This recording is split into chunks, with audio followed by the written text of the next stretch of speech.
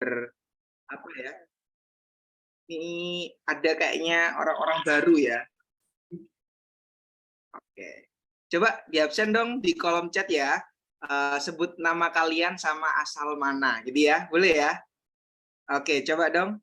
Sambil ini aku lagi angkat telepon dulu ya sebentar ya. Izin.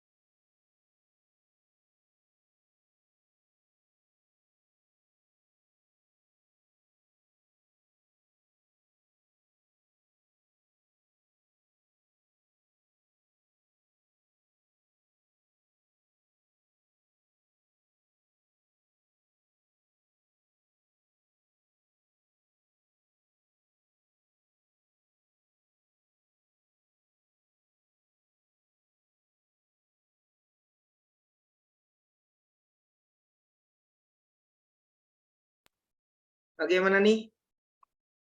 Sahabat siaga.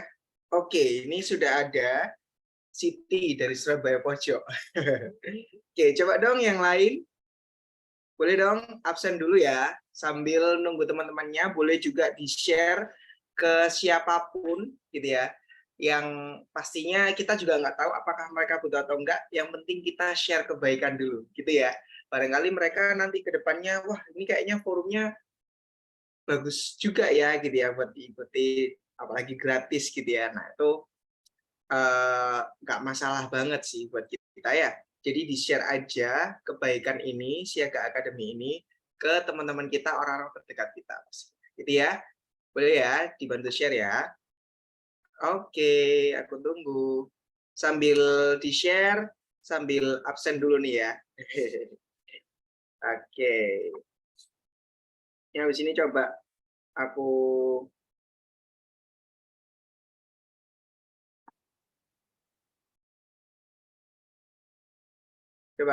ini ya, absen ya. Ini ada Siti dari Surabaya Pojok. Oke, selamat datang buat Siti. Ada Baktiar dari Cermi, Gresik. Wih, ini Baktiar hampir nggak pernah ketinggalan ya. Mungkin Baktiar sempat nggak ikut beberapa hari karena memang beberapa kali karena memang ada kendala waktu itu. Oke, selamat datang buat Baktiar, gitu ya. Ini ada Nikma dari Wonocolo, Surabaya. Halo, Nikma. Terus ini Zahrotun dari Bangkingan, ada Sada dari Lakar Santri, ada Bella dari Surabaya, ada Yunia dari Sidoarjo. Yuk, yang lain mana nih? HP itu siapa ya? Oke, boleh dong dibantu share ya, nama panggilan dan juga asalnya dari mana gitu ya. Oke, ini ada Vanza yang lagi barusan benar-benar barusan gabung. Ini ada Ibrahim juga. Ini dari mana gitu ya? Boleh bisa saling kenal nanti kita. Oke ya. Nah, untuk malam ini sahabat siaga ini akan belajar gitu ya. Akan kita sama-sama belajar tentang yang namanya apa itu mahar gitu ya. Jadi benar-benar hal yang utama gitu ya kalau di pernikahan itu.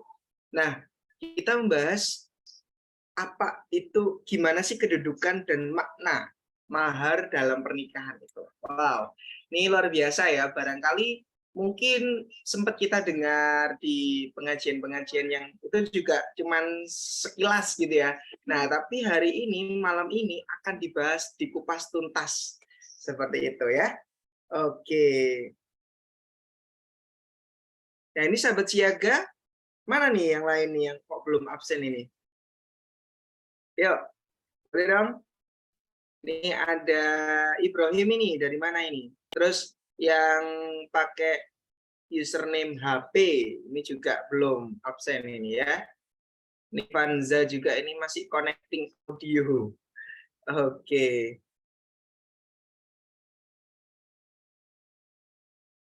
Boleh ya? Mahar. Oke, mungkin sambil kita nunggu yang lain absen, boleh ya, sahabat siaga di sini share yang teman-teman tahu tentang mahar, gitu ya. Apa? Coba. Boleh dong mungkin di-share di kolom chat, apa itu mahar, terus mungkin oke, Ibrahim dari Blitar ya, luar biasa ya. Salam buat warga Blitar yang ada di sana ya, Ibrahim. Semoga sehat selalu, Ibrahim dan juga keluarga.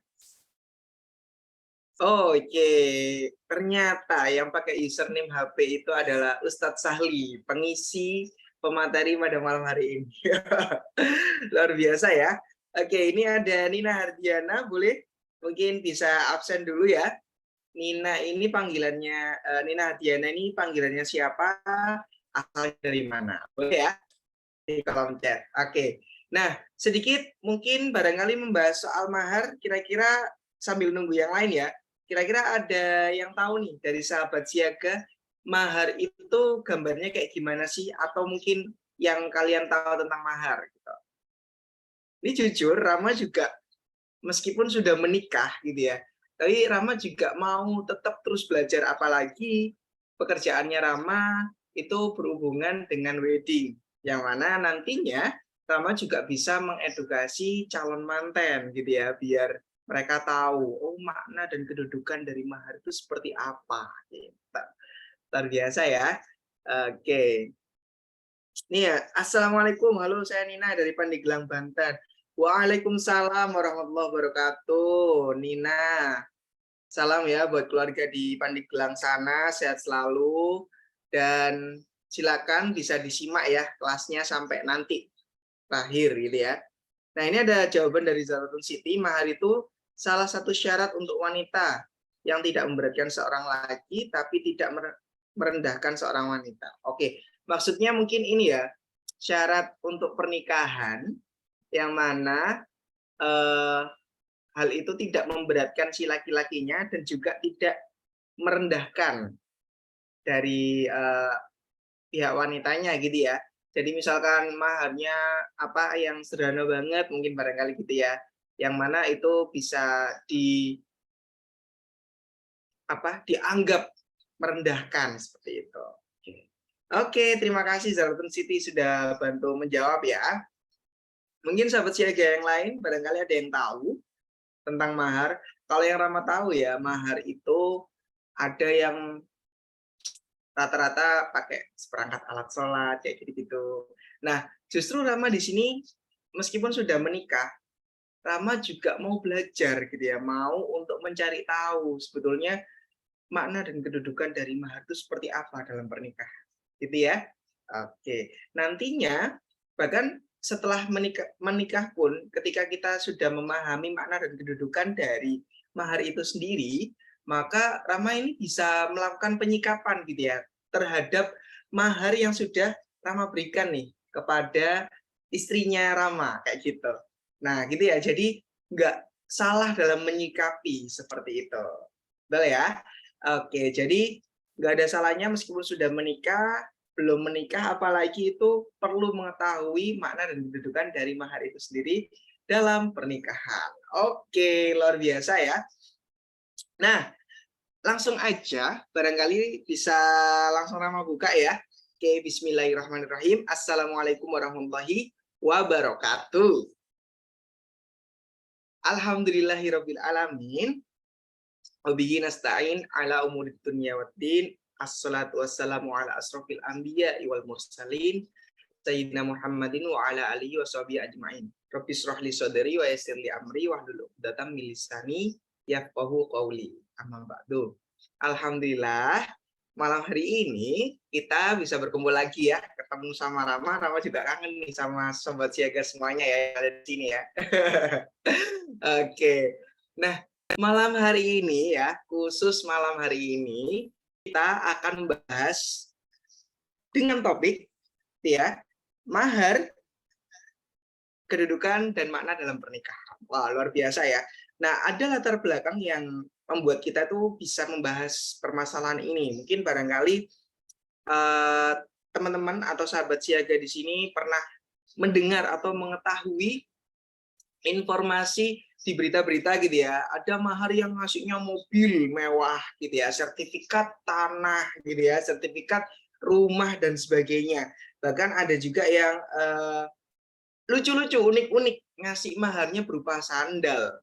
Ada yang ngasih apa namanya, hafalan Quran, nah itu juga ada gitu ya. Terus kemudian ada yang ikan cupang dan sebagainya, macam-macam gitu ya. Nah sebetulnya ini tuh seperti apa sih mahar itu, kedudukannya dan maknanya itu seperti apa dalam pernikahan? Karena kalau misalkan kita itu nggak paham gitu ya terkait makna dan kedudukan dari mahar itu sendiri, kita bakal ngawur gitu ya, sembarangan dalam menentukan mahar itu. Atau bahkan dari pihak cewek gitu ya yang belum menikah, ya udah pasrah aja. Yang penting itu tidak memberatkan laki-laki dan tidak merendahkan saya sebagai wanita, misalkan seperti itu. Jadi kayak yang ya udah bodo amat lah, yang penting menikah gitu ya. Padahal ternyata di balik mahar yang itu menjadi syarat pernikahan itu ada makna terdalam dan juga ada kedudukannya loh, seperti itu. Yang akan kita bahas pada malam hari ini, seperti itu. Oke ya. Nah, di sini sahabat siaga boleh banget untuk mencatat dulu kira-kira ada nggak sih pertanyaan-pertanyaan seputar mahar, gitu ya. Boleh banget dicatat, ambil catatan sahabat siaga, ambil minum gitu ya, ambil cemilan boleh banget. Nanti dalam prosesnya sahabat siaga bisa menyimak sambil nyemil, boleh banget, gitu ya. Oke, nah silakan bisa dipersiapkan alat tulisnya dan juga minum sama kemudian cemilannya juga bisa disiapkan, gitu ya. Silakan, boleh banget. Nah, sambil yang lain menyiapkan, yuk yang sudah siap boleh banget dikasih jempolnya dulu di kolom chat. Yuk, silakan kasih jempolnya dulu.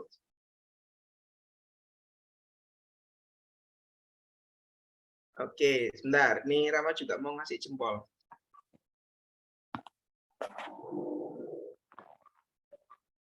Oke, Baktiar sudah siap. Kemudian ini ada Rodiatul Mahmuda juga sudah siap. Ini Hardiana sudah siap. Gani Kamaludin juga sudah siap. Zaratun Siti sudah siap. Yuk, yang lain mana nih?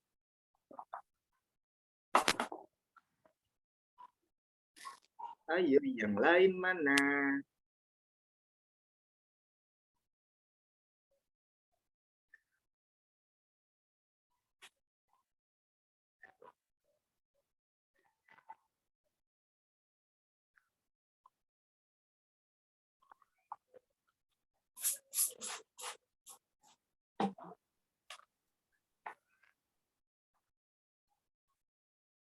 Oke, yang lain gimana? Ini ada Bella sudah siap, ada SNS sudah siap. Oke, langsung saja. Tanpa berlama-lama, jangan lupa sahabat siaga nanti kalau ada pertanyaan langsung aja bisa disampaikan di kolom chat dan kami minta untuk sahabat siaga bisa mengikuti dari awal sampai akhir ya, jangan sampai di tengah-tengah aja. Karena nanti takutnya wawasan yang kalian dapatkan itu separuh-separuh, enggak sepenuhnya. Dan itu sayang banget ya. Jadi kalau kita mengaplikasikannya juga pasti masih ada keraguan gitu ya, karena belum tuntas. Gitu ya. Oke, nanti sesi tanya jawabnya kita kasih di akhir, sesi akhir setelah pengisian, gitu ya. Boleh banget. Oke, langsung saja kita berikan ya waktu dan tempat kepada Ustadz Sahli. Kepada beliau kami persilakan. Cek suara dulu Mas Rama, gimana suaranya, clear nggak? Oke, clear. Ini nanti yang share presentasi siapa? Oke, Elsa. juga dari Rama bantu, boleh. Baik. Atau saya juga dijadikan co-host, nggak apa-apa sih Mas. Oke, bentar ya, boleh, boleh sih. Berarti ini langsung Ustadz Sahli aja ya. Boleh. Boleh, oke. Bantu live. Sudah, silakan Ustadz Sahli. Oke, terima kasih banyak Mas Rama. Mas Rama atau Mas Ali saya panggil. Rama. Siap. Oke, bismillahirrahmanirrahim. Oh maaf, belum buka kamera. Wow, luar biasa. Karena Mas Rama pakai kopiah, makanya saya tadi ambil kopiah. Biar kelihatan lebih apa gitu ya Mas ya, kalau Masya Allah. Kalau saya nggak pakai kopiah, kayak masih muda banget Mas, karena usia saya masih 23-an. Dibalik maksudnya. Baik, bismillahirrahmanirrahim. Assalamualaikum warahmatullahi wabarakatuh. Bah, Waalaikumsalam warahmatullahi wabarakatuh. Alhamdulillahirrahmanirrahim. Wassalatu wassalamu ala asyrafil anbiya wal mursalin. Sayyidina wa maulana Muhammadin wa ala alihi wa sahbihi ajmain amma ba'd. Alhamdulillah, segala puji syukur kita haturkan kepada Allah Subhanahu wa taala, dan semoga sholawat serta salam semoga selalu senantiasa tercurah kepada tujuan kita, baginda Rasul Muhammad SAW. Baik, malam hari ini kita patut bersyukur atas limpahan nikmat yang sudah Allah berikan, ya. Nikmat iman, nikmat sehat, nikmat waktu luang yang Allah berikan terhadap kita hari ini, malam ini, sehingga teman-teman semuanya ini bisa, ya barangkali mungkin dalam kondisi sedang duduk atau lagi nyantai, tapi Allah mampukan untuk kita bisa bergabung di Zoom malam ini. Dan menarik ya pembahasan kita pada malam hari ini. Saya ingin tanya dong teman-teman, apakah ini aktif atau tidak? Karena ini kan nggak ada yang pakai video, gitu. Jadi saya kurang begitu melihat kira-kira teman-teman ini apakah standby atau enggak. Salah satu caranya adalah saya dengan langsung tanya, silakan teman-teman di chat di kolom komentar gitu. Bila mana teman-teman tidak memang lagi kondisi di luar, jadi tidak perlu buka video, nggak masalah gitu. Tapi pun semisal yang lagi luang, silakan dibuka video agar saya bisa bermuajah lah ya. Karena melihat wajah itu kan bagian dari, kalau ada yang nggak mau ya silakan, nggak apa-apa. Gitu. Wajah itu bagian dari kita biar kenal gitu, kayak gimana sih orangnya gitu. Baik, teman-teman semuanya di sini yang sudah nikah, boleh dijawab dong, sudah belum gitu. Kalau Mas Rama tadi sudah menyampaikan sudah menikah ya. Nah, yang teman-teman yang lain ini sudah menikah atau belum?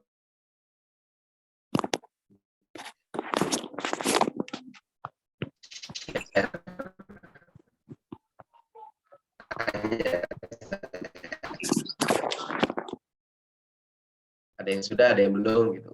Coba chat kolom komentar. Oke, belum, siap. Belum. Oh, Masya Allah. Sudah, ini Rama ya, sudah Rama, Mas Rama, saya enggak.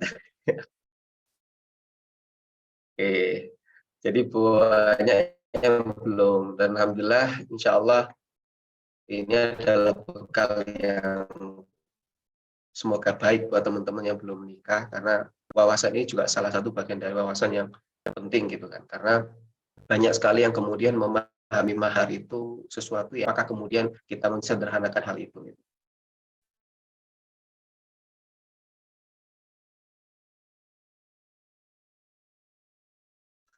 Baik, saya coba share screen ya teman-teman Rahim. Apakah sudah terlihat share screen-nya? Oke, terima kasih Mas Raga hanya belajar terkait mahar. Tadi teman-teman pahami mahar itu adalah mas kawin gitu kan. Mahar itu adalah pemberian dari dari mempelai laki-laki ke mempelai perempuan. Tapi apakah kemudian kita benar-benar memahami peran, arti, dan kedudukan dari mahar itu sendiri gitu kan. Maka tepat malam hari ini kita akan membahas apa sih sebenarnya makna dan kedudukan dalam mahar itu dalam pernikahan. Karena ya tadi disampaikan Mas Rama, ada yang pakai maharnya itu cuma pakai sendal jepit gitu. Pernah dengar nggak teman-teman? Pernah kan ya? Ada yang pakai sendal jepit, kemudian ada mahar itu yang surat Al-Qur'an dan sebagainya. Terus gimana itu kedudukannya mahar seperti itu? Lah, malam hari ini kita insya Allah akan kita bahas gitu kan. Sebagaimana banyak ayat Al-Qur'an dan hadis yang menjelaskan apa itu mahar. Baik, saya lanjutkan dulu ya. Jadi sebenarnya apa sih mahar itu? Nah, kita harus pahami dulu. Sebenarnya mahar itu adalah bahasa Arab yang kemudian diterjemahkan dalam bahasa Indonesia, istilahnya adalah ya jadi bahasa Indonesia mahrun gitu, mahar gitu kan. Tapi dalam Al-Qur'an itu disebutkan kurang lebih ada 8 nama arti dari mahar itu sendiri. Yaitu ada sodikotihan di surat Al-An-Nisa di ayat keempat itu yang berbunyi sodukotihin nanikhlah atau sodik. Kemudian faridah, hibah, ujroh, ukor, atau alaik. Jadi keseluruhan kata tersebut itu mengandung arti pemberian wajib sebagai imbalan dari suatu yang diterima. Apa yang diterima? Nah, ada yang mengatakan teman-teman, kok seolah-olah mahar itu kayak ibarat jual beli ya gitu kan. Ya memang dalam proses pernikahan itu kan adanya ijab kabul, ya kan? Nah, dalam ijab kabul itu kaitannya erat dekat banget dengan itu teman-teman, dekat banget dengan jual beli. Jual beli yang secara hukum itu sebenarnya ada akad dan ada jual beli gitu. Kayak seolah-olah kamu jual dengan harga berapa, saya beli dengan harga berapa. Dan ada yang mengistilahkan bahwa mahar itu ya membeli gitu. Tapi bukan itu sebenarnya maknanya. Makna yang lebih baik dari itu tidak diartikan dalam membeli, tapi imbalan dari suatu yang diterima. Apa yang diterima? Ya seorang pasangan gitu kan. Maka memang dalam rukun nikah itu salah satunya dari 4 mazhab itu ada mazhab Imam Malik sama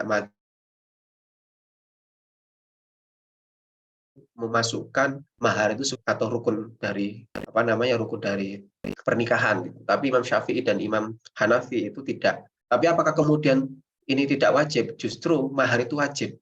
Nah, ada dasarnya gitu. Ternyata mahar itu adalah kewajiban yang diberikan seorang laki-laki terhadap mempelai perempuan. Karena apa? Ya karena mendapatkan imbalan dari suatu yang diterima. Dalam bentuk apa ya? Eh, saya menikahi orang, istilahnya saya mau membeli barang dengan nilai yang punya nilai, maka saya juga harus memberikan imbalan dengan nilai.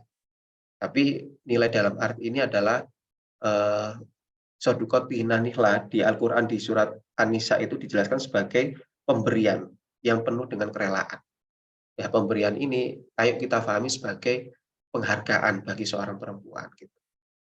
Yang ya masa kemudian kita mahar dikasih sendal jepit. Gitu. Tadi ada yang chat di kolom komentar, maharnya ya emang harusnya baiknya memang itu tidak kemudian merendahkan gitu kan, merendahkan dari derajat seorang perempuan. Ya masa kemudian perempuan ditukar dengan ini gitu. Maka ayo kita pahami apa sih kedudukan dari mahar itu sendiri. Maka ini ya teman-teman pahami dulu arti dari makna dari mahar itu. Gitu kan. Jadi mahar itu pemberian yang kemudian wajib sebagai imbalan itu. Dan kalau di Indonesia ini kan mas kawin ya, dipahami itu mas kawin, mahar dan sebagainya. Ya meskipun tadi ya saya sampaikan bahwa 4 mazhab itu berbeda pendapat memasukkan mahar sebagai rukun dalam pernikahan. Tapi bukan berarti itu tidak digunakan, justru mahar itu wajib untuk diberikan kan. Maka ini ada istilah secara terminologi bahwa ya, pemberian wajib dari calon suami kepada calon istri sebagai ketulusan hati. Untuk apa? Ya untuk menimbulkan rasa cinta kasih bagi seorang istri kepada suaminya dalam kaitannya dengan pernikahan. Nah, jadi teman-teman semuanya, di sini kita pahami bahwa mahar itu adalah haknya seorang siapa? Seorang istri, seorang mempelai perempuan. Dan itu menjadi kewajiban bagi seorang laki-laki untuk memberikannya. Maka hak dari mahar itu adalah hak perempuan. Kemudian ada nggak, apakah kemudian mahar itu jadi haknya wali atau haknya orang tuanya perempuan gitu? Tidak. Gitu. Beda cerita kalau semisal si pihak perempuan itu atau mempelai perempuan itu ketika sudah dapat mahar, kemudian dia dikasihkan ke orang tuanya, itu beda lagi. Bukan berarti kemudian ketika mahar itu ditentukan, kemudian itu otomatis menjadi haknya seorang wali atau orang tua dari perempuan, itu tidak. Jadi di sini jelas bahwa calon istri atau istri itu adalah penerima dari mahar dan dia punya hak atas mahar itu. Maka kedudukannya ya kita jelas pahami bahwa itu bukan bukan yang kita pahami di masyarakat itu, kenapa kok mahar itu biasanya yang menentukan orang tuanya. Nah, ini nanti habis ini kita akan pelajari, pahami. Kenapa kok terjadi seperti itu? Pernah teman-teman pahami kok ada orang tua itu ikut campur meminta maharnya dan sebagainya. Itu kenapa gitu? Maka yuk kita pahami kira-kira kedudukan mahar itu seperti apa dalam Islam. Jadi jangan sampai kemudian kita salah mempersepsikan, mendudukkan ini mahar ini kenapa kok seperti ini ya, kok perempuan, maaf kok walinya kok ikut campur gitu. Minta, ini anak saya sudah saya sekolahkan tinggi-tinggi gitu, makanya saya harus minta mahar untuk anak saya ini kurang lebih 70 juta minimal kayak gitu. Sedangkan ya ya Mbak Nina, jadi kok kemudian laki-laki, maaf, kemudian kok orang tua bahkan keluarganya itu ikut campur gitu. Jangan sampai kamu gini, jangan sampai kemudian eh, kamu kok dihargai dengan hal yang sangat murah gitu kan. Maka ayo kita pahami kedudukan mahar itu di mana. Jadi saya sampaikan teman-teman semuanya yang ini belum nikah bahwa sebenarnya yang menentukan mahar itu adalah mempelai perempuan. Itu yang harus kita pahami. Menentukan jumlah besarnya mahar itu seorang perempuan. Tapi apakah ada kadarnya, Zat? Ada kadar besar banyaknya atau kecilnya, atau berapa mahalnya atau murahnya itu berapa? Apakah Islam kemudian menentukan itu? Nah, di sini kita bahas. Jadi kedudukan mahar, saya mau buka dalam surat An-Nisa ayat 4 dan juga ayat 24, kita harus pahami bahwa Al-Quran sudah jelas menyampaikan bahwa berikanlah mas kawin kepada wanita yang kamu nikahi sebagai pemberian dengan penuh kerelaan. Artinya kerelaan di sini adalah, ini wajib. Ulama sepakat bahwa dari ayat Al-Quran ini saja, mahar itu adalah pemberian yang wajib diberikan seorang laki-laki terhadap seorang perempuan. Terus ada kasus, kok si laki-laki kok mengutang ya gitu loh. Kok nggak baik, kok nggak dibayar tuntas ya, kok kenapa dan sebagainya, itu nanti kita bahas setelah ini. Saya fokus pembahasnya adalah lebih ke makna dan kedudukan. Kalau teman-teman nanti mempertanyakan itu, silakan gitu. Karena memang sengaja nggak saya masukkan di slide, biar teman-teman bertanya. Karena pembahasan hari ini akan lebih singkat, jauh, mungkin kurang lebih 20 menit ke depan akan saya selesaikan. Maka di ayat Al-Quran surat An-Nisa ini menjadi dasar hukum bahwa kewajiban dari mahar itu pemberian kepada wanita, jelas. Wa atun nisa'a soduqotihinna nihlah, yang penuh kerelaan. Berarti terjadi antara kesepakatan. Tidak ada kerelaan terjadi, maaf, tidak ada terjadi kerelaan kalau tidak ada kesepakatan. Benar nggak? Ya, jadi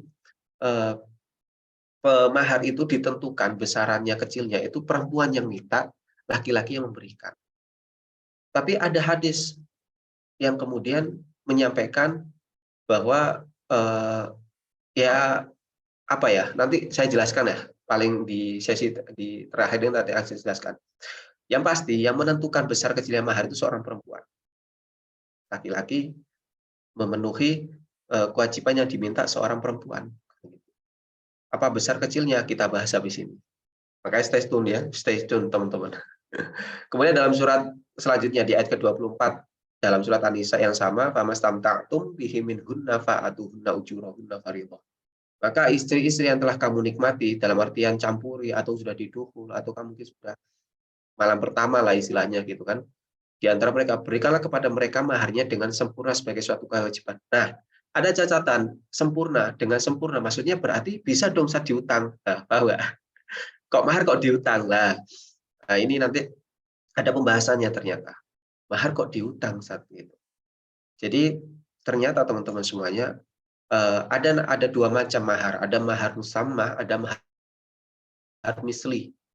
Mahar musamma itu mahar yang disampaikan ketika akad, sedangkan mahar misli itu dari disampaikan gitu. Ya sudah, saya terima nikahnya Fulan binti Fulana, binti Fulana, sah, sudah itu sah. Apakah kemudian mahar tidak disebutkan? Nggak apa-apa. Mahar misil itu namanya mahar misil. Kemudian mahar musamma itu mahar yang disampaikan ketika akad. Saya terima akad nikahnya Fulan binti Fulana dengan mahar sekian dan sekian. Itu disebutkan sebagai mahar musamma atau yang disampaikan. Teman-teman mohon nanti kalau ada suara saya sedikit putus-putus di chat saja. Jadi ada istilah di sini tuh ketika sudah dicampuri maka harus diberikan sempurna maharnya sebagai suatu kewajiban. Nah, ternyata ada bisa juga mahar itu dicicil. Maksudnya cicil kapan ya, kapannya itu ternyata harus segera disampaikan secara sempurna itu ketika ada poin-poin yang kemudian sudah dilakukan. Ini ayat Al-Qur'annya, dan hadisnya ada juga. Dalam hadis yang diriwayatkan oleh Imam Tirmidzi dalam Sunan Tirmidzi-nya, Araditu min nafsiki wa maliki bina alaini qalat na'am qala fa'ajazahu. Apakah kamu rela dari dirimu dan hartamu dengan sepasang dua sandal? Mas, ternyata dulu itu juga ada. Di zaman Rasulullah itu maharnya itu juga berupa sandal. Ya, aku rela, maka beliau memperbolehkannya. Ini ada hadisnya. Ternyata pakai sandal pun juga nggak apa-apa. Kemudian apakah kemudian tidak merendahkan perempuan? No, siapa yang bilang merendahkan gitu? Ternyata mahar itu bukan ukuran kuantitas, bukan ukuran kuantitas. Selama kemudian si perempuan ini rela, ya sudah gitu. Kenapa? Kenapa enggak? Sah-sah saja, ya, sah-sah saja mahar itu dalam bentuk sandal pasang sepasang. Bahkan zaman Rasulullah, maharnya itu dalam bentuk cincin yang terbuat dari besi. Ya, terus, ini teman-teman harus pahami. Ustaz, apakah kemudian mahar itu boleh dengan bacaan surat Al-Quran? Setelah saya pahami, ternyata tidak ada dasar hukum. Mahar itu harus dengan bacaan surat Al-Quran. Itu nggak ada dasarnya. Yang benar adalah mengajarkan. Nah, jangan ikut-ikutan, teman-teman. Wah, nanti saya kalau surat mahar, ada malah kupinang kau dengan bismillah, gitu kan.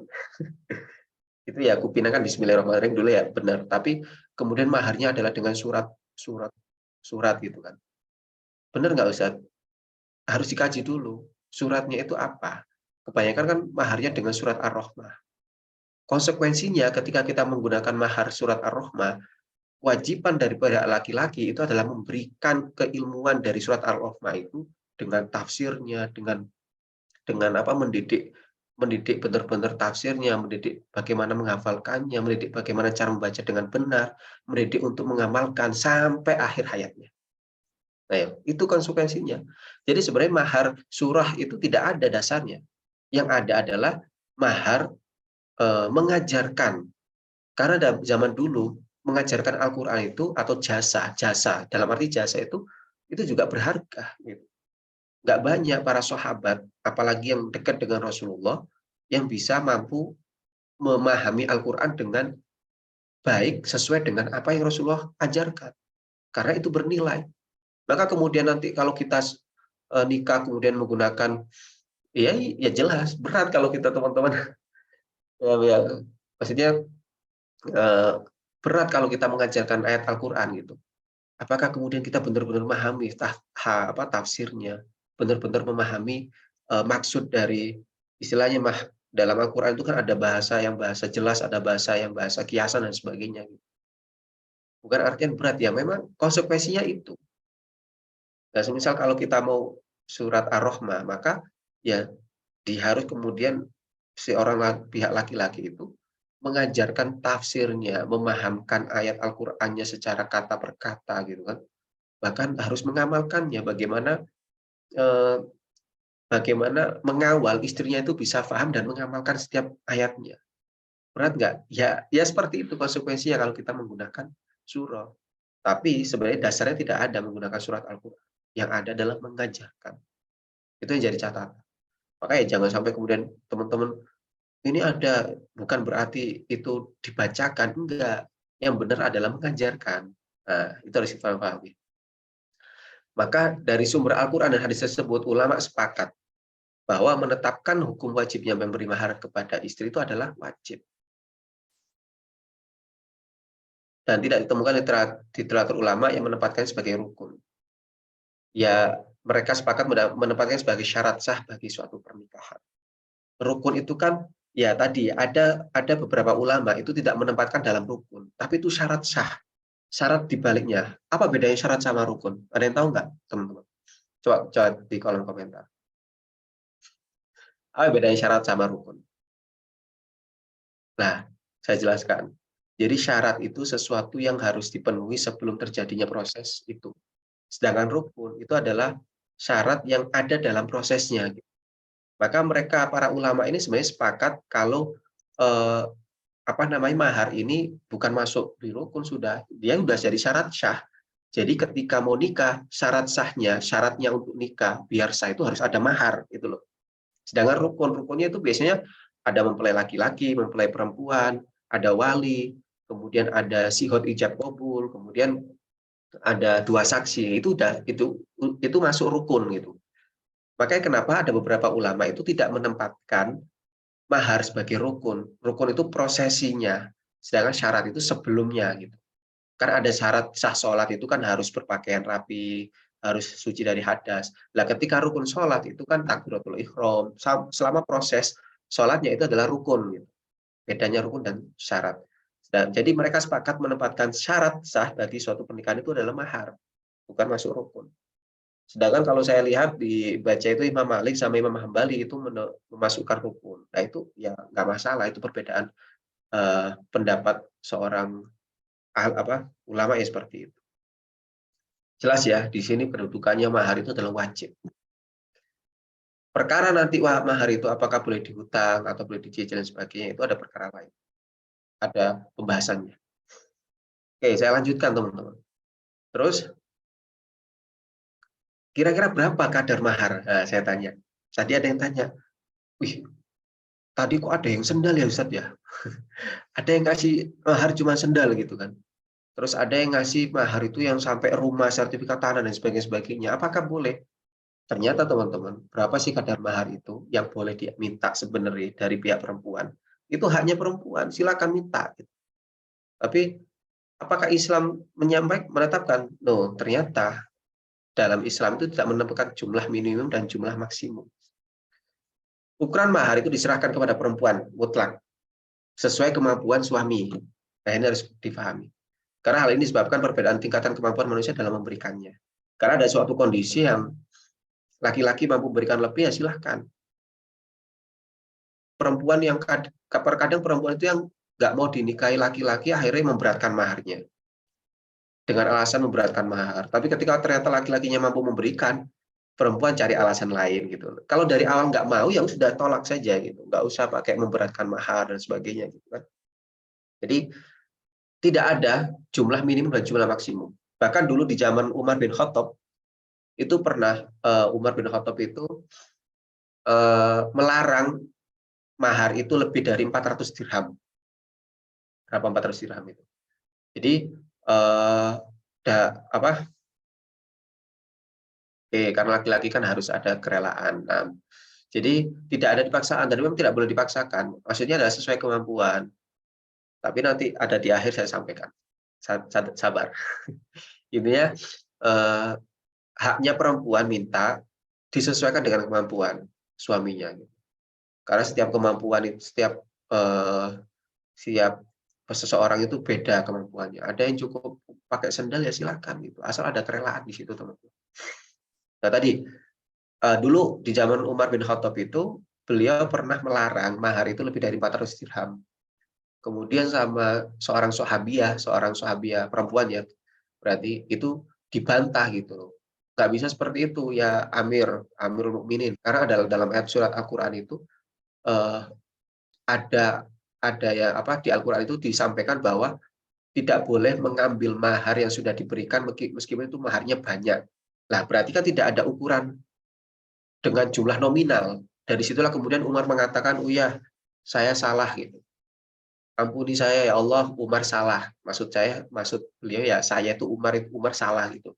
Jadi memang tidak ada ketentuan berapa banyaknya dan berapa sedikitnya itu tidak ada. Kadarnya tidak ada. Karena penentuan mahar itu berdasarkan atas kesederhanaan dan kemudahan yang dianjurkan oleh ajaran Islam. Itu asasnya. Itu harus kita pahami ya. Jadi tidak ada jumlah besar kecilnya sesuai kemampuan, disesuaikan sesuai kemampuan. Tapi kemudian apakah mahar itu bisa dikatakan sah meskipun hanya sendal jepit gitu lah? Ayo kita pahami lagi gitu. Meskipun dulu pernah di zaman Rasulullah itu hanya cincin dan terbuat dari besi atau baju besi, baju perangnya, ternyata ada penjelasannya dalam kitab-kitab itu bahwa yuk agar mahar itu dipandang sah dan itu harus memenuhi syarat ini teman-teman. Jadi harus sesuatu yang ada harga dan bisa diambil manfaat. Meskipun sedikit tetapi ada harga dan manfaatnya. Misal sendal tadi ada enggak manfaatnya? Ada sebagai alas kaki gitu. Mungkin pada saat itu alas kaki itu jadi bagian barang yang bernilai gitu kan.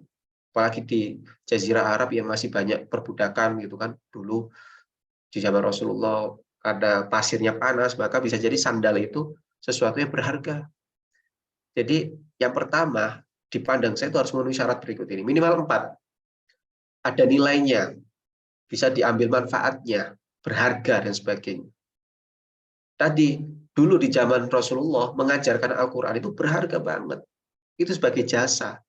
Bahkan Ummu Sulaim, teman-teman pernah nggak tahu paham ceritanya Ummu Sulaim dan Abu Talha? Jadi Ummu Sulaim, saya selesaikan dulu ya. Agar mahar dipandang saya itu yang kedua adalah mahar harus suci. Tidak boleh mahar itu dengan sesuatu yang haram seperti nanti tak kasih khomer, babi dan darah, itu tidak boleh. Harus suci. Selanjutnya adalah mahar harus milik pribadi calon suami, bukan barang gosok. Bukan barang gosok maksudnya mencuri.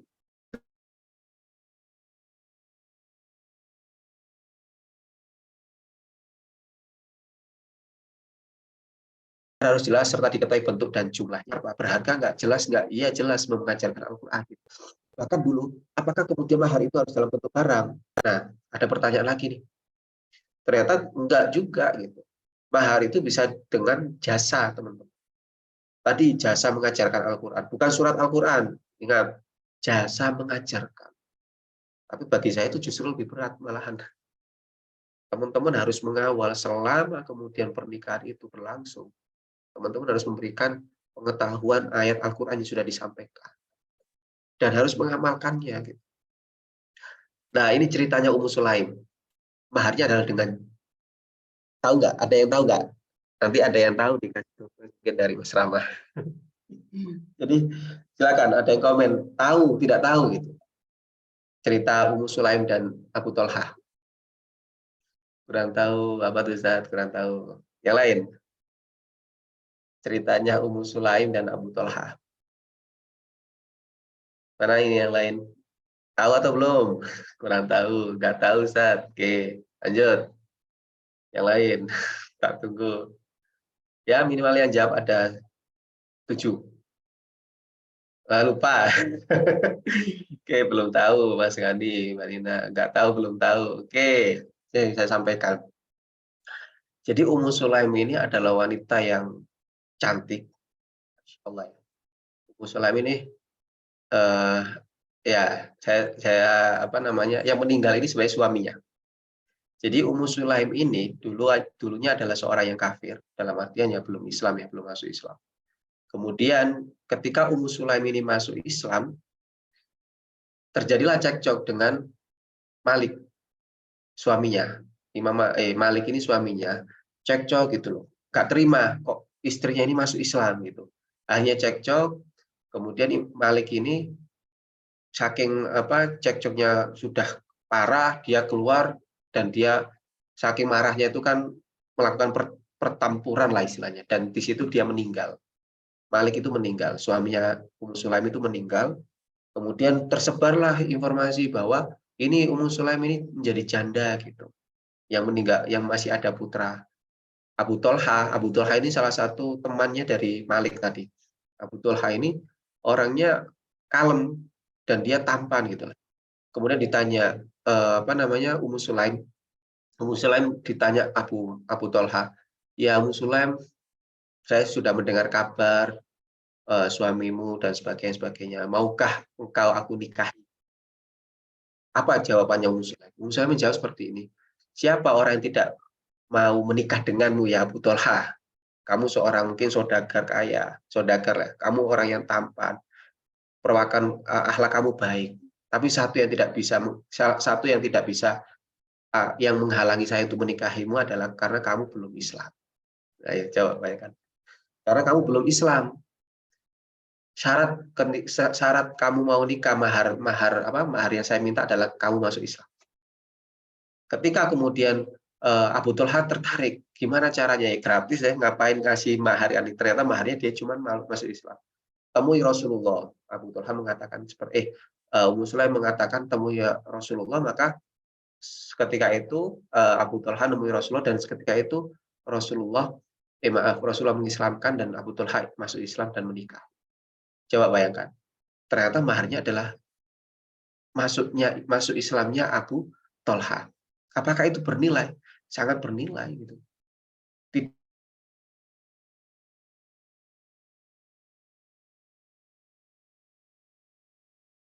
Musa tidak memandang, bahkan karena dia tidak meminta imbalan dalam bentuk harta gitu kan, atau sesuatu materi. Justru dia memilih maharnya Abu Thalha adalah dia masuk Islam. Sejak saat itu pahala amal jariah sedekahnya Abu Thalha itu masuk semuanya pahalanya ke Rasulullah. Jadi dia tidak memandang materi, tapi dia melihat dia memberikan apakah itu berharga ya sangat berharga gitu. Masuknya dia menjadi masuk Islam itu juga dijadikan mahar gitu. Nanti apakah kemudian teman-teman di sini yang akhwat-akhwat saya mau nikah tapi syarat kamu masuk Islam ya ada hadisnya gitu loh. Silakan gitu. Jadi itu berharga. Itu ternyata juga berharga dan bisa diambil manfaatnya. Manfaatnya apa? Pahalanya mengalir. Ketika Abu Thalha melakukan sesuatu kebaikan, maka pahalanya juga masuk ke musuh lain. Itu kisahnya. Ya teman-teman semuanya. Jadi ingat mahar itu harus dipandang dia punya harga dan manfaat yang bisa diambil, harus suci dan tidak ada kadar, maksudnya tidak ada nilai harus berapa banyak, berapa sedikit tidak ada sebenarnya dalam Islam, kerelaan saja. Oke, saya lanjutkan. Nah, ini poinnya. Seorang laki-laki calon suami itu memberikan yang terbaik, sedangkan seorang wanita itu mempermudah maharnya. Contohnya kayak gimana? Kedudukan mahar tadi ya, mahar itu permintaan dari seorang laki perempuan. Tapi sebaik-baik perempuan adalah yang mempermudah maharnya. Bahkan pernikahan yang penuh berkah itu adalah pernikahan yang perempuan mempermudah maharnya. Tapi ingat, laki-laki bukan kemudian memberikan yang sesuai, bahkan kalau bisa lebih silakan gitu. Dulu zaman Rasulullah ketika menikahi Khadijah itu kan posisinya kan perbedaan kekayaannya kan sangat jauh. Khadijah itu saudagar, sedangkan Rasulullah itu kan dalam arti karyawan gitu loh. Karyawan yang bekerja ke Khadijah memperjualbelikan barangnya Khadijah gitu loh. Barang dagangannya kan gitu. Karena Khadijah melihat kesolehan dan ketulusan bahkan kejujurannya Rasulullah, Khadijah melalui siapa namanya? Saya lupa namanya. Seorang laki-laki namanya kayak perempuan deh. Jadi untuk mempertanyakan ke Rasulullah, apakah kamu mau menikahi Khadijah? Rasulullah menjawab, wah, masa orang kaya itu menikah dengan saya? Sedangkan perantaranya bilang dia tidak melihat itu. Tapi apakah kemudian meskipun Khadijah tidak meminta mahar, dalam arti mempermudah maharnya, tapi Rasulullah memberikan yang terbaik. Berapa puluh ekor unta, berapa ratus ekor unta merah gitu. Itu kalau dirupiahkan itu Masya Allah itu miliaran bahkan puluhan miliar. Gitu. Ya seperti itu teman-teman. Jadi ingat, jadi Maisyarah, ya Maisyarah ini laki-laki, tapi namanya kayak perempuan. Jadi seperti itu. Seperti ya teman-teman. Jadi laki-laki itu memberikan yang terbaik, wanita mempermudah maharnya. Ya cerita aja dulu pas waktu saya nikah itu, istri minta mahar berapa? Dia bilang terserah gitu. Jadi wah kalau terserah kan agak bingung kan gitu. Ketika istri saya dulu bilang terserah, saya tawarkan harga gitu. Dan itu boleh nggak apa-apa selama kita sanggupnya segitu dan sama relanya juga nggak apa-apa. It's okay gitu. Kayak misal berapa maharnya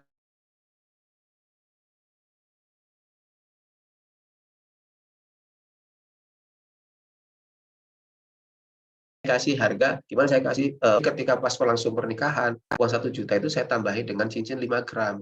Jadi sesuatu yang terbaik yang bisa diberikan. Laki-laki memberikan yang terbaik, sedangkan wanita mempermudah maharnya. Maka insya Allah keberkahan dari pernikahan itu adalah yang seperti ini. Yang perempuan tidak kemudian memperbanyak maharnya. Terus gimana Ustaz kondisi masyarakat yang saat ini kok maharnya kok bisa sampai puluhan dan sebagainya. Saya sampaikan, itu ada sisi positif, ada sisi negatif. Di Tarakan, saya punya saudara di Tarakan itu tahu ya, Tarakan itu kan Kalimantan Utara. Di sana itu banyak sekali perempuan hamil di luar nikah karena pihak perempuan itu menetapkan maharnya itu banyak sekali. 50 juta itu bukan termasuk mahar, saya sampaikan. Akhirnya sesuatu justru madorot yang terjadi di sana. Beberapa itu mereka agar disahkan pernikahannya, mereka melakukan hubungan intim di luar pernikahan agar menjadi justifikasi bahwa saya harus menikahi dia. Dan itu terjadi. Karena apa ya? Karena dia sampai ada saudara saya di usia 26, 27 itu sebenarnya pengen nikah banget, tapi nggak bisa nikah karena uangnya belum sampai gitu, belum cukup uangnya. Coba, apakah kemudian budaya itu baik atau tidak? Tapi ternyata ada juga maharnya ditinggikan itu untuk bagian dari penghargaan, penghormatan, bahkan budaya. Tapi kalau itu sudah mengarah kepada sesuatu yang akhirnya nanti terjadi seperti di Tarakan itu, ya jangan sampai sesuatu yang sifatnya premier itu dikalahkan oleh tahsiniyah. Tahsiniyah itu maksudnya pelengkap. Karena ada istilahnya uang panai. Kalau di Bugis itu namanya dui menre. Sompa itu mahar kalau di sana itu. Ada dui menre. Ada istilah-istilah yang tapi apakah kemudian itu dibenarkan dalam Islam? Ya, Islam membenarkan juga adanya adat istiadat. Tapi kalau sudah adat istiadatnya itu justru bertentangan, nah itu tidak benar. Karena pengambilan hukum itu juga harus kita melihat bahwa apakah ada maslahat dan ada mudorotnya dan sebagainya, itu harus penting. Itu teman-teman sedikit pembahasan terkait mahar. Jadi terima kasih para pejuang halal karena banyak juga yang ini belum menikah. Insya Allah itu sedikit yang bisa saya sampaikan, Mas Rama. Untuk teman-teman semuanya, silakan mungkin ada yang mau ditanyakan atau mungkin ada yang masih kurang jelas. Jadi kedudukan mahar dan maknanya itu ya seperti itu. Meskipun dia tidak masuk dalam rukun, tapi dia itu menjadi syarat yang wajib yang harus ada ketika mau nikah. Apakah kemudian disebutkan ketika akad atau tidak itu perbedaan ada, karena memang ada dua macam, ada namanya mahar musamma, ada namanya mahar misli. Wallahualam bishawab, mohon maaf kalau ada salah kata. Akhirul kalam, assalamualaikum warahmatullahi wabarakatuh. Waalaikumsalam warahmatullahi wabarakatuh. Luar biasa ya, sudah dikupas tuntas sama Ustadz Sahli terkait mahar. Nah, akhirnya kita sudah tahu ya kedudukan dan makna dari mahar itu sendiri. Nah, kira-kira dari sahabat siaga ada yang mau bertanya? Silakan. Boleh.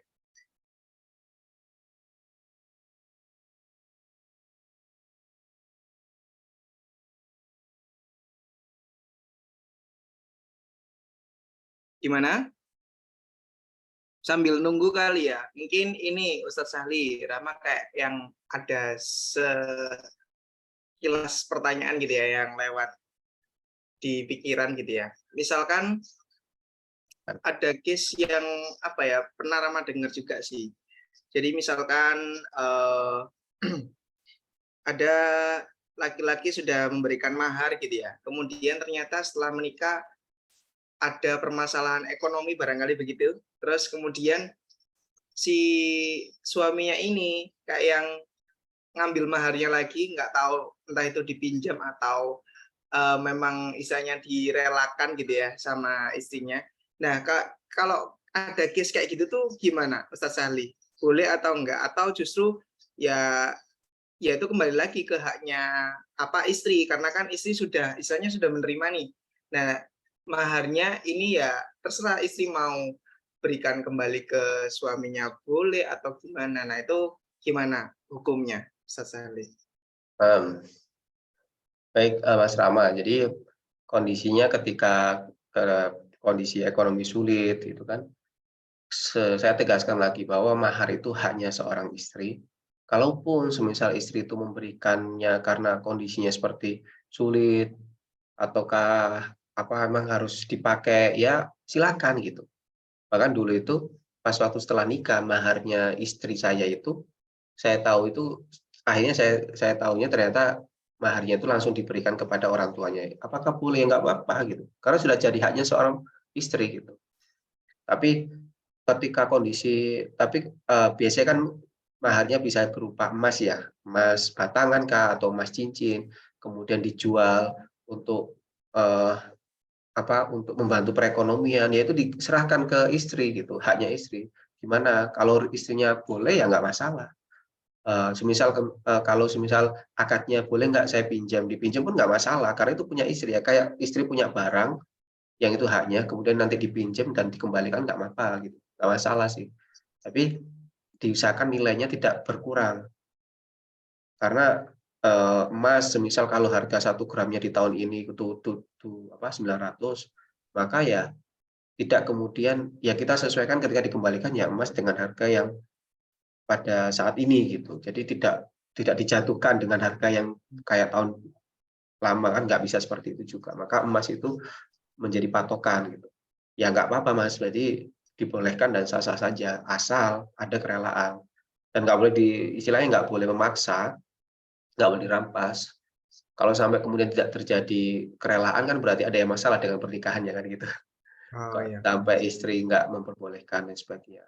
Ya kalau pernikahannya bagus, baik, insya Allah saling komunikasikan, insya Allah ada kerelaan, oh iya ini kondisinya seperti ini, nggak apa-apa saya jual. Nanti akadnya apakah kemudian dipinjam atau kerelaan, itu kan perlu ditegaskan di awal kan gitu. Oke, alhamdulillah ya, terjawab Ustaz Sahli, terima kasih. Ini mungkin barangkali sahabat siaga yang lain ada yang mau bertanya. Nah ini, langsung aja Rama sampaikan ya Ustaz Sahli ya. Assalamualaikum Ustaz, mohon diterangkan mengenai mahar yang pinjaman atau hutang. Nah itu maksudnya gimana nih, Melur Fatimah? Oke, saya baca juga ya. Ya, Mahar boleh. yang pinjaman atau hutang. Terima kasih Ustaz, jazakallah khair. Singgung. Ada mahar yang dia ternyata bisa dihutang. Gimana itu maksudnya? Ada istilah itu mahar musamah, teman-teman. Mahar musamah itu adalah eh, mahar yang sudah disebut atau dijanjikan di awal. Kayak alhamdulillah, saya terima nikahnya Fulana binti Fulana dengan mahar eh, dengan mahar yang disebutkan uang 1 juta atau uang 2 juta atau 5 juta. Ya nggak dicicil bisa. Tapi ada syaratnya, ada ketentuan dan itu wajib dipenuhi. Maksudnya wajib di, di, dibayar lunas ketika terjadi apa? Yang pertama ada poinnya, telah bercampur atau mungkin mohon maaf karena bahasanya bersenggama. Kalau sudah terjadi bersenggama atau mungkin duhul itu kan bahasa Arab bahasa Arab jadul itu sudah kayak bersetubuh lah intinya gitu. Itu segera harus dibayarkan gitu. Dan ketika ada salah satu dari suami atau istri meninggal, yaitu harus segera dibayarkan. Ada juga kondisi wajib dibayarkan seluruhnya ketika suami telah bercampur dengan istri dan ternyata nikahnya itu rusak. Rusak itu maksudnya ternyata, oh istri saya ini ternyata masih ada saudara dan itu dekat, nggak boleh kan dinikahi sesama saudara yang mahram kan itu. Itu ternyata akhirnya kan pernikahannya kan sebenarnya batal gitu loh. Itu berarti harus dibayarkan, tetap maharnya harus dibayarkan penuh. Jadi meskipun boleh dicicil, tapi harus dibayarkan penuh ketika terjadi kondisi yang sudah tadi itu sudah disetujui. Kalau misal masih nyicil, terus nggak kuat bayar, nggak mampu bayar ya jangan bersetubuh dulu gitu kan. Ada yang mengatakan seperti itu. Jadi malam pertamanya ditunda jadi malam ke-7 atau malam keberapa sampai punya uang kan gitu kan. Jadi tadi bisa terjadi rusak. Ternyata tadi oh istri saya katanya masih perawan, ternyata kok janda gitu. Nah, akhirnya dicerai, mohon maaf, dicerai, tapi maharnya harus dikasihkan. Gitu. Jadi nggak boleh maharnya itu tidak dikasihkan. Oke. Jadi kayak yang gini ya, Ustadz Sahli ya, kayak yang apa ya? Kalau memang istilahnya belum sanggup, ya makanya ada perintah untuk puasa ya, biar Ya, kita terkendali hawa nafsunya, jadi nggak apa ya, gitu ya. Jadi kayak ya seenggaknya sekalian ditunda aja biar ini terkumpul dulu atau sudah tuntas dulu, biar nggak akhirnya maharnya tuh hutang gitu ya. Barangkali seperti itu, biar akhirnya nggak terjadi yang aneh-aneh nantinya pas Betul. ternyata nggak bisa terpenuhi, malah jadi bahaya juga gitu kan buat Ya, perempuannya juga kan akhirnya agak susah, mungkin sungkan juga misalkan meminta haknya karena kan itu masih belum tuntas dan seterusnya gitu kali iya ya. sebenarnya harus apa ya? Ya sama tahu sebenarnya kan. Bahkan Iya. gini, bisa jadi apa ya? Ya ketika sudah nikah tapi belum bercampur, belum bersetubuh. Ketika dicerai, mohon maaf, ketika dicerai tapi belum bersetubuh itu dibayar setengahnya nggak apa-apa gitu. Sah-sah saja karena memang belum bercampur. Karena tadi ketentuannya itu sudah bercampur itu diberikan. Ini surat dalam dasarnya ada nggak? Ada dalam surat Al-Baqarah gitu kan. Ayat ke-237 itu wa in talaqatumun nisa apa? Hunna min qawli, yang artinya seperti ini kalau nggak saya nggak salah, itu artinya adalah dan jika kamu menceraikan mereka sebelum kamu setubuhi gitu kan, menentukan maharnya, maka bayarlah seperdua dari yang telah kamu tentukan. Jadi sudah cerai tapi ternyata belum dicampuri, ya bayarnya seperdua atau setengahnya. Hmm. Dan ternyata ya bisa dicicil, tapi harus dilunasi ketika sudah bercampur. Harus dilunasi ketika ternyata pernikahannya rusak. Oh, iki dulurku dewe tiba gitu kan. Oh, ternyata ini mahram sendiri, jadi harus diceraikan. Rusak, otomatis nikahnya rusak, tapi harus dibayarkan. Terus Hmm. ini ada yang tanya ya, sekalian tak bacakan. Langsung aja boleh. Wajib disebutkan saat akad nggak Ustaz? Nggak juga. Ada juga ini namanya mahar misli. Tadi itu mahar musama yang disebutkan saat akad, dan ada juga mahar yang tidak disebutkan sama sekali. Yaitu adalah mahar yang besar kadarnya pada saat sebelum atau ketika terjadi pernikahan atau akad itu tidak disebutkan. Itu adalah istilahnya mahar misli. Loh, terus gimana Ustaz cara menentukan besar jumlahnya? Nah, mahar misli itu adalah diukur atau sepadan dengan mahar yang pernah diterima oleh keluarga terdekat. Kayak istrinya sudah dinikahi, tapi maharnya nggak disebutkan gitu, berarti ya disamakan dengan kakaknya atau KBB perempuannya gitu kan, atau mungkin keluarga terdekatnya yang telah menikah itu ya, oh biyen BB-ku semene ya udah dikasih sekian, itu boleh gitu. Tapi terjadi dalam keadaan apa? Hal seperti itu terjadi karena memang tidak disebutkan kadar mahar dan besarnya ketika berlangsung akad nikah, kemudian suami telah bercampur dengan istri atau meninggal sebelum bercampur. Tuh. Jadi setelah bercampur, kok nggak disebutkan, itu harus dibayarkan dengan melihat kakaknya kemarin berapa sih dikasih mahar gitu kan, atau bibitnya atau siapa, itu disepadankan lah istilahnya. Ya itu. Jadi eh, pemberian mahar itu terjadi ketika tetap misal itu tetap harus dibayarkan meskipun tidak disebutkan, harus dibayarkan saat terjadi ya tadi sudah bercampur, sudah bersetubuh gitu kan, atau meninggal sebelum bercampur itu tetap dibayarkan. Catatannya ya bisa setengah kayak tadi itu. Jika mahar musawwir, nah itu jadi bisa juga tidak disebutkan, itu namanya mahar misli sepadan. Itu Mbak Dina. Siap, terima kasih Ustadz Sahli sudah dibantu jawab. Mungkin barangkali sahabat siaga yang lain nih ada yang mau bertanya, silakan.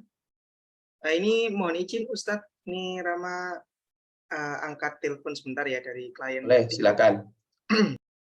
Monggo teman-teman yang lain yang masih belum jelas bisa open mic apa-apa.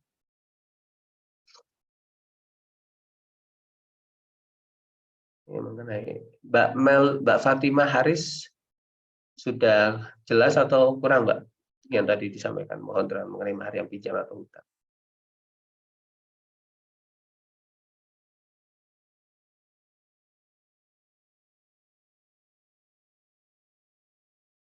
Cukup ya Mbak Fatimah. Yang lain silakan kalau mau open mic, diperkenankan untuk membuka. Oke, alhamdulillah sudah.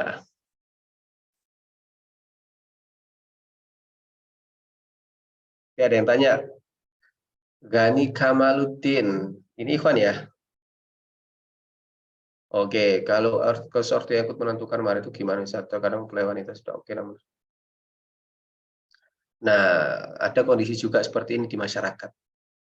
Yang kemarin kondisi terjadi kan, yang minta sertifikat tanah itu kan, ternyata sebenarnya itu kan atas hasutan orang tuanya. Minta, apa namanya, sertifikat tanah, awalnya memang nggak disebutkan, kok tiba-tiba mendekati hari H itu, kok langsung minta sertifikat tanah. Ya kalau semisal suaminya, calon suaminya ini mampu memberikan, ya nggak masalah. Cuman kalau nggak mampu dan itu memaksakan, itu jadi masalah. Dan sebenarnya kalau ketika keluarga itu ikut campur dalam, eee, kemudian tadi kalau kasus orang tua itu menentukan mahar itu gimana, Ustaz? Ya boleh-boleh saja, asal diketahui perempuan, kan ada tuh orang tua yang padahal anaknya perempuan nggak tahu, nggak pernah minta macam-macam mahar, tapi ternyata orang tuanya bilang, "Ini si fulan," semisal namanya Dewi, "si Dewi mintanya sekian," gitu. Nah itu kan sudah melakukan kebohongan, itu nggak boleh gitu. Ya jelas lah nggak boleh kan gitu. Itu membohongi. Tapi kalau orang tuanya menentukan mahar itu gimana? Sedangkan mempelai wanita sudah oke, namun terkadang pihak keluarga minta lebih. Nah, tetap dikomunikasikan. Karena mahar itu bisa dimusyawarahkan. Gitu. Kalau misal perempuannya sudah oke, ya di win-win solution lah. Ketika ortunya minta lebih, kayak semisal maharnya 2 juta yang diminta dari perempuan, kemudian si pihak perempuan, orang tuanya minta, "Coba dibuat 5 juta," gitu. Biar nggak kemudian terjadi cekcok, disampaikan ke ke laki-lakinya, "Gimana kalau 5 juta, mohon maaf," gitu. Eee, dengan pihak perutnya minta lebih gitu. Tapi sebenarnya baiknya itu ya kadang kok kondisi keluarga ada yang kemudian, mohon maaf gitu, materialisme banget gitu kan, minta lebih dan sebagainya, tetap harus dimusyawarahkan. Kalau semisal laki-lakinya oke, ya nggak masalah gitu. Bahkan dan itu mahar itu kan haknya perempuan, bukan haknya orang tua. Mungkin orang tua melihat kamu harusnya bisa diberikan lebih dari ini. Ketika sudah dikomunikasikan dan laki-lakinya sepakat, setuju, ya nggak apa-apa. Yang jadi masalah itu kan sudah ditentukan di awal, sudah disampaikan ke pihak laki-laki, kemudian ada perubahan, sedangkan pihak laki-lakinya nggak bisa memenuhi, akhirnya nanti jadi masalah, istilah jadi miskomunikasi dan kok gini, akhirnya pada nggak enakan, akhirnya nggak jadi. Seringnya kan kayak gitu. Sering di masyarakat terjadi seperti itu. Maka ketika orang tua ikut campur menentukan mahar, ya harus final dulu orang tua dan perempuan, baru disampaikan ke laki-laki. Maksudnya ya tetap dimusyawarahkan lah. Tapi baiknya ya orang tua itu nggak boleh andil balik, itu nggak boleh sebenarnya. Ya nggak ahsan. Tapi kok terjadi di Indonesia itu kan ada beberapa suku itu kan bahkan menganggap ketika seorang anak punya anak 5 nih gitu kan, dia berhak menentukan, wah satu anak ini maharnya harus 200 juta, 5 anak berarti 1 miliar. Gitu. Ya itu nggak ada dalam Islam, dan itu nggak boleh. Ya, jadi tetap dimusyawarahkan. Semisal belum disampaikan ke pihak laki-laki, sudah oke dengan harga 2 juta. Tapi kok kayak kalau dari bahasa tulisannya Mas Gani ini, sudah disampaikan ke pihak laki-laki nih Mas, gitu kan semisal. Oh, karena wanitanya sudah oke ke pihak laki-lakinya, tapi kok minta lebih gitu lah. Bisa jadi minta lebih itu buat apa disampaikan, ditanyakan juga. Karena kalau semisal maharnya itu cukup 2 juta, tapi ketika biar minta lebih untuk acara hajatannya gitu kan, ya itu beda cerita gitu. Kalau di Bugis itu kan ada namanya duit minre atau uang panai lah. Duit minre itu adalah uang hajatan sebenarnya. Ya untuk prestis saja beberapa wilayah itu untuk, oh ini megah dan sebagainya. Tapi kalau dipaksakan itu nggak baik. Berapa banyak yang kemudian menanggung hutang gitu kan ketika apa namanya menanggung hutang ketika memaksakan. Nah itu kan nggak baik. Ya sewajarnya, semampunya dan semudahnya lah, sederhana dan diberikan mudah. Ya gitu ya Mas Gani, semoga menjawab. Jadi memang ada kondisi-kondisi yang seperti itu. Yang pasti tetap mahar itu perlu dimusyawarahkan. Ada ruang komunikasi, ada ruang musyawarah di situ. Tapi sebaik-baik perempuan adalah memudahkan. Nah, makanya edukasi bagi orang keluarga yang soleh itu kan harusnya paham. Mas, PR-nya saya nanti kalau memahamkan orang tua gimana, Mas? Ya, pelan-pelan didekati, diajak ngobrol bahwa mahar itu bukan ya seperti itu. Kalau ya itu ya Mas Yani ya. Kemudian kalau maharnya nominalnya cukup besar terus karena takut dikira sombong jadi tidak disebutkan. Ya termasuk mahar misli juga kalau satu. Ada aja ya. Maharnya besar ini berapa gitu kan. Jadi dan mahar misli itu kan maharnya nggak disebutkan. Ini kan ada nominalnya. Sedangkan mahar misli itu memang nggak disebutkan dan nggak disampaikan gitu. Berapa jumlahnya nggak ada. Berapa jumlahnya, berapa maharnya dan sebagainya nggak ada kalau mahar misli itu. Makanya kenapa diberikannya itu sesuai dengan disepadankan dengan saudara terdekatnya, mungkin kakak perempuannya ataukah mungkin dari apa kakak perempuan atau mungkin bibi dari perempuannya. Lah kalau nominalnya sudah cukup besar, takut tahu sombong dan tidaknya itu kan siapa? Hati kita gitu. Bukan kemudian wah nanti maharnya 80 juta apakah sombong juga gitu. Kalau laki-lakinya mampu dan tidak menjadi mampu ya nggak masalah. Nah, Rasulullah itu di era itu kan disebutkan, apakah sombong nggak juga? Gitu. Itu bagian dari pemberian terbaik. Dikira sombong ini kan kita berpikirnya karena omongan orang lain, tetangga. Kalau dari kita sendiri tidak ada niatan untuk itu, karena si laki-laki ini memberikan yang terbaik dan sudah disepakati dengan pihak perempuan ya nggak masalah gitu. Jadi bukan termasuk mahar misil gitu kan. Karena mahar misil tadi itu yang nggak disebutkan. Jadi ya tidak juga takut dikata sombong gitu. Insya Allah itu ya Mbak Nina.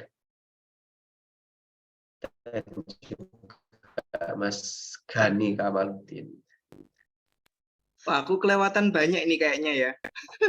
Mohon maaf soalnya gini Ustadz Sali. Ya.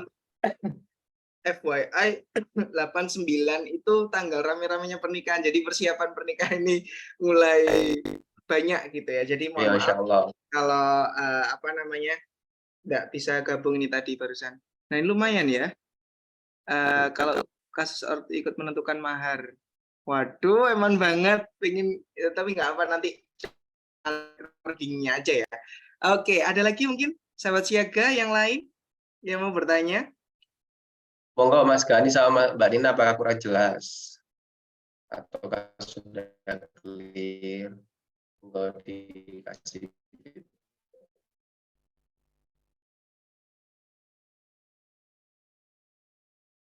Iya, tadi cukup jelas. Oke, alhamdulillah. Alhamdulillah Ya, ya. Ayo, sahabat siaga yang lain, ya jangan malu-malu, pokoknya nggak apa-apa. Ayo, nggak ada ini kok, nggak ada penilaian apa gitu, nggak ya. Karena sama-sama belajar. Jujur Rama juga, apa ya, kayak yang baru tahu tadi ya, urusan mahar yang kalau misalkan belum disetubui atau mungkin belum berhubungan badan, itu ternyata separuhnya lah itu juga Rama jujur baru tahu ternyata ada dalilnya di Al-Quran kayak gitu. Nah ini kan juga pengetahuan baru ya buat kita semua ya, termasuk sahabat siaga di sini. Jadi nggak apa-apa kalau misalkan ada sahabat siaga yang belum jelas bisa ditanyakan mumpung ada Ustadz Sahli nih, gitu ya. Jangan sampai kita nanti nggak tahu ternyata kita menyesal terus kita salah dalam menyikapi juga itu bahaya ya Ustadz Sahli ya. Gitu. Nanti kan ya itu tadi ya, nggak sesuai ajaran Islam malahan, terus apalagi menyimpang kayak misalkan maharnya ngawur. Jadinya kayak yang hal-hal yang tidak bermanfaat atau bahkan dari hasil mencuri kayak gitu-gitu. Itu kan juga kita harus benar-benar tahu, harus benar-benar selektif gitu ya. Gitu ya. ya. Ayo, monggo silakan sahabat siaga yang mau bertanya. Ya, Lumayan nih. panjang sekali. Ini ternyata Wih, lamanya ngetik ini monggo, dia tadi. mungkin Ustadz Sali langsung bisa Oke, saya dibaca. baca dulu ya. Ya, Tak baca seksama ini, takut ada yang salah.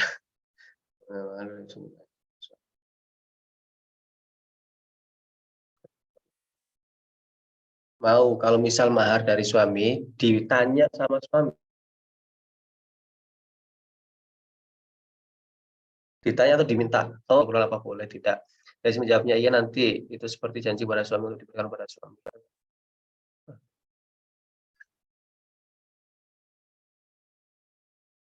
Gimana ini pertanyaannya? Coba Mbak Isnin buka open mic saja. boleh. Open mic, silakan. Agak bulat, agak bukan bulat ya. Saya otaknya saya nggak sampai membacanya. Jadi ini ya, mohon maaf kalau salah. Istri, saat ini kalau misal ada mahar dari suami itu ditanya sama suami dan diminta, gitu. Ditanya di maharnya gitu ya, untuk keperluan apa boleh tidak, dan istri menjawab iya nanti itu seperti janji kepada suami untuk diberikan pada suami dan tidak dipati bagaimana, berdosa tidak istri, dan istri malah sempat tertipu dan uang habis. Nah ini kontradiktif. Tadi di sini kan istrinya itu menjawab iya nanti saja gitu kan. Diminta atau misal ibarat contoh gini. Saya memberikan saya analogikan gini ya Mbak Isnin, pertanyaan jenengan. Jadi pertanyaan Mbak Isnin ini saya sudah ngasih mahar ke istri. Kemudian maharnya itu setelah menikah saya kasih 5 gram emas gitu lah. 5 gram emas batangan atau 10 gram. Kemudian ditanya, "Jane enggak anu nih mahare?" gitu. Kemudian diminta dalam arti, "Bisa enggak saya minta?" Diminta ini kan nggak boleh sebenarnya. Kalau dihutang boleh. Jadi kalau diminta diambil lagi itu nggak boleh. Ya, itu catatannya. Karena itu haknya istri. Ibaratnya istri punya barang kemudian saya minta mengambil haknya istri kan gosok, mencuri kan nggak boleh. Kemudian istri boleh tidak diminta, nggak boleh Mbak. Kecuali Hamen merelakan untuk diberikan ke ke suami lagi untuk keperluan bersama ya nggak masalah gitu. Tapi kasus di sini istrinya itu tidak menjawabnya dan istri menjawabnya iya nanti Ais. Misal berarti kan ada upaya istri memberikan eh, peluang, maksudnya uang apa ya peluang untuk peluang untuk memberikan atau peluang untuk meminjamkan. Jika menjawabnya iya nanti, kemudian eh, itu kan jadi kayak janji ya kepada suami untuk diberikan pada suami dan tidak tepati bagaimana. Ya ibarat kalau sudah janji kemudian tidak tepati gimana kan. Janji untuk memberikan hutangan dari maharnya. Tapi si istri lupa gitu. Ya berlaku kayak kita memberikan janji kemudian kita tidak menepati ya gimana hukumnya kan gitu. Dan tapi ini kontradiktif lagi pertanyaan. Dan istri malah sempat tertipu dan uang itu habis. Gimana maksudnya? Pertanyaannya saya bingung. Gak apa nanti semisal kurang jelas Mbak Istin buka mic saja. Saya yang kurang jelas. Oke, Balas. mungkin silakan untuk Isnin bisa dibuka aja mic-nya, boleh. Nih langsung aja tak minta untuk buka mic ya. Ya saya berusaha untuk memahami pertanyaannya gitu. Intinya mahar itu hak istri, tidak boleh diambil, tidak boleh diminta sama pasangan atau suaminya. Sedangkan suaminya eh, apa namanya? Suaminya minta boleh harus jelas itu akadnya pinjam atau akadnya diminta. Kalau diminta nggak boleh. Maksa Ustadz gitu kan. Ya jelas hukumnya haram kan mengambil hak orang lain kan. Kalau dipaksa dia minta ya nggak boleh. Kemudian kasusnya kalau mbaknya oh ya nanti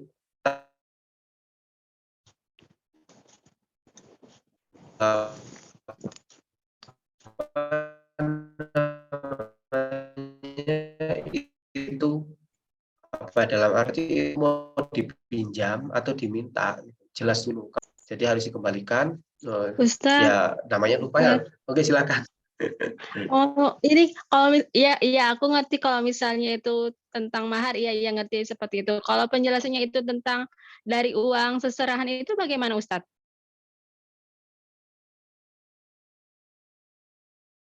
Oke, uang seserahan ini kan bukan dari mahar. Ya silakan bagian dari Ya, sesuatu yang sudah diberikan. sesuatu yang sudah diberikan kepada Mm-mm. perempuan. Kayak contohnya, seserahan itu kan biasanya lebih dalam bentuk ada uang juga. Nah, seserahan ini kalau di Bugis itu namanya dui menre.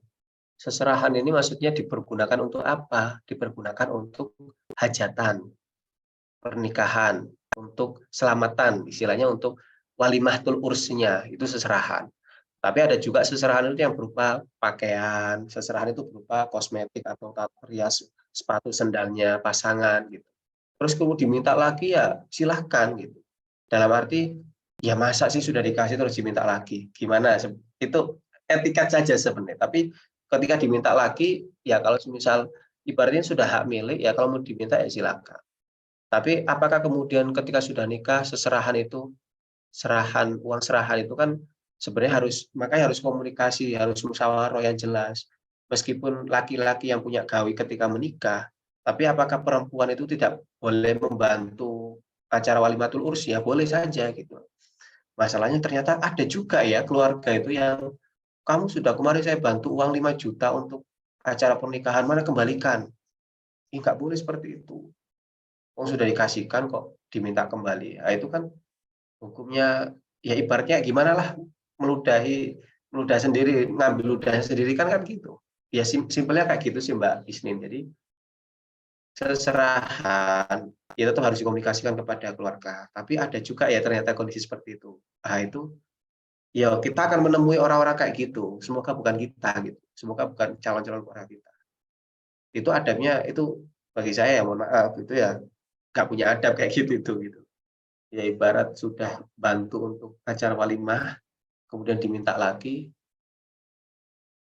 ya sudah tidak baik lah istilahnya gitu. Misal kalau mau diminta dan dia ngotot, ya akadnya gimana dari awal kemarin? Katanya mau bantu, ya bantu yang bantu. Oh nggak jelas akadnya bantunya ini menghutangi atau tidak. Gitu. Nah kadang kayak gitu itu dipermasalahkan. Ya kita baik-baik aja menyikapinya. Yang pasti semoga bukan di antara dari kita gitu. Ada memang kondisi seperti itu. Kasih seserahan uang, serahan untuk membantu cateringnya gitu. Nggak jelas itu bantu, beneran Iya. bantu atau ngutangin. Biasanya kan kayak gitu Mas ya. Nah, betul betul. Tiba-tiba lo itu saya hutangin lah itu nggak boleh. Harus clear dulu. Ini bantu hibah beneran ataukah uang serahan ini untuk itu. Yang setahu saya, dulu saya juga ngasih uang serahan. Uang serahan saya itu saya gunakan untuk membeli pakaian istri ketika akad. Jadi dari atas sampai bawah itu saya kasih seserahan uang untuk dibelikan istri saya baju untuk akad. Sama saya kasih uang lagi untuk uang serahan untuk orang tua memberikan dalam bentuk kue-kue dan sebagainya. Lagi uang serahan dalam bentuk untuk membantu acara walimah. Nah, akadnya itu kan sudah saya kasihkan. Lalu kalau diminta lagi kan nggak ada adab kayak gitu. Ibaratnya kayak gitu loh, maksudnya. Betul ya. Tapi ternyata ada gitu loh, ada kondisi seperti itu. Makanya semoga masalahnya kan ada orang-orang seperti Iya, itu. betul betul. Kayak Nah, yang saya tiba-tiba ngasih gitu kan, tapi nggak tahu akadnya gimana, akhirnya kayak yang nyindir-nyindir. Kemarin lo udah dikasih, masa kamu nggak ini sih, nggak ada balasan atau apa gitu kan, nyindir-nyindir itu jadinya. biar Kan, iya kayak gitu tuh dibiarin saja wong memang ada orang seperti itu. iya. Tapi Atau bahkan pasannya ya mungkin nggak ini juga diminta. ya Ustadz Sahli ya, bahkan sampai ya udahlah daripada seperti itu mending ditolak di awal gitu ya, wis enggak apa-apa, enggak usah dibantu dan sebagainya. Saya dikiranya waduh sok-sokan apa dan sebagainya. Wah, kayak Ya, malah jadi gitu ya. ya saya sampaikan teman-teman, kalau hidup apalagi pernikahan itu kemudian harus mendengarkan semua perkataan orang lain.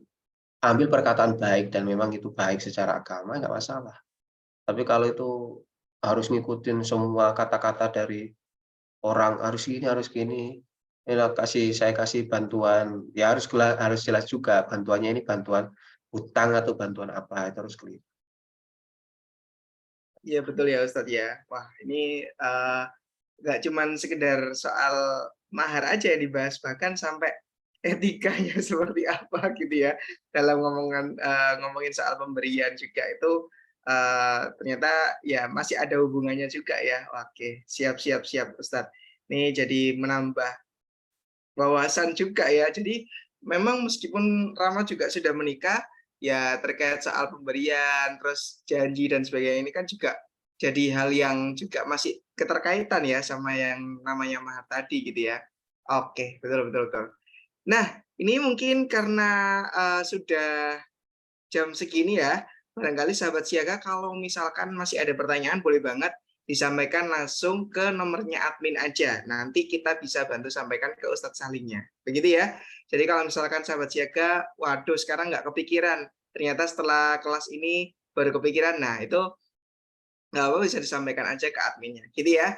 Oke, nah ini sebelum Rama tutup, Rama juga mau mengumumkan ya bahwa kita, Siaga Academy, akan berencana mengadakan kelas offline yang akan diadakan di bulan Suro, yaitu di bulan Agustus. Perkiraannya mungkin bisa di akhir Agustus gitu ya.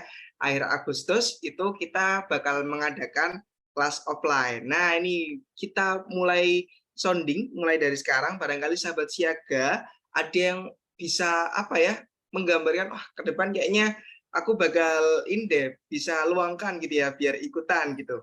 Boleh banget, bisa banget untuk diluangkan gitu ya. Nah ini sambil juga kita ngecek nih sahabat siaga banyak nggak sih yang mau ikutan gitu ya. Coba deh, aku pengen tahu dari sahabat siaga yang ikut ini, kira-kira siapa nih yang mau pengen ikutan kelas offline Siaga Academy. Coba dong kasih reaksi di kolom chat. Aku mau ikut gitu ya. Di Surabaya pastinya kalau offline karena kan memang base untuk Siaga Academy ini kan juga ada di Surabaya gitu ya. Nah, boleh dikasih reaksi di kolom chat. Silakan. Siapa nih yang ingin ikut? Kalau temanya boleh, mumpung belum ditentukan tema atau materinya, bisa sahabat siaga memberikan masukan gitu ya. Mau membahas materi apa di kelas offline nanti kayak gitu. Boleh banget. Yuk, mana nih? Atau sudah pada ngantuk kali ya Ustadz Sahli ya? Oh ini, ada yang sudah ini. Mau ikut Kak, tapi lihat jadwal kerja juga. Akhir bulan biasanya banyak kompetitor yang harus dikerjain. Kompetitor? Maksudnya kompetitor? Mungkin autokorek kali ya?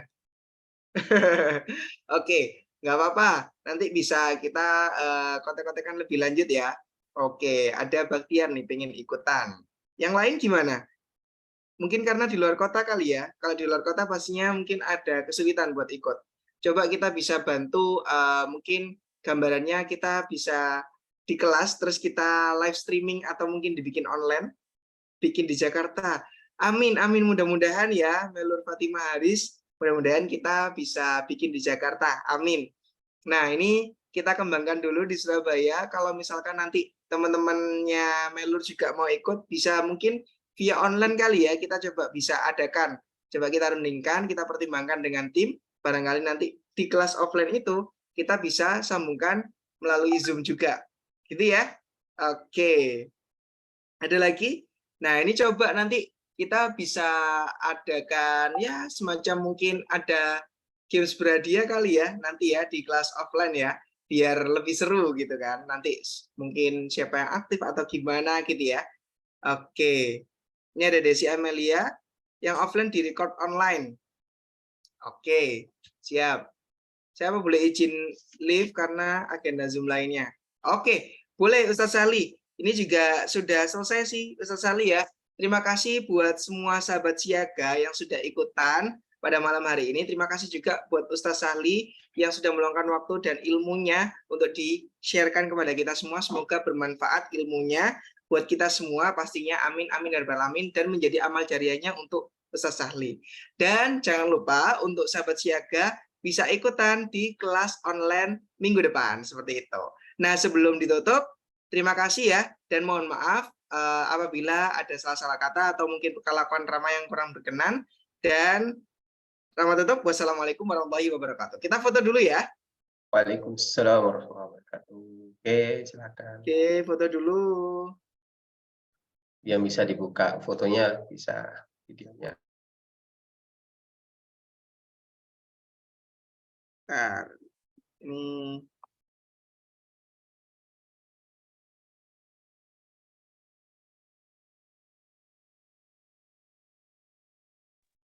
Oke. Gimana? Sudah semua?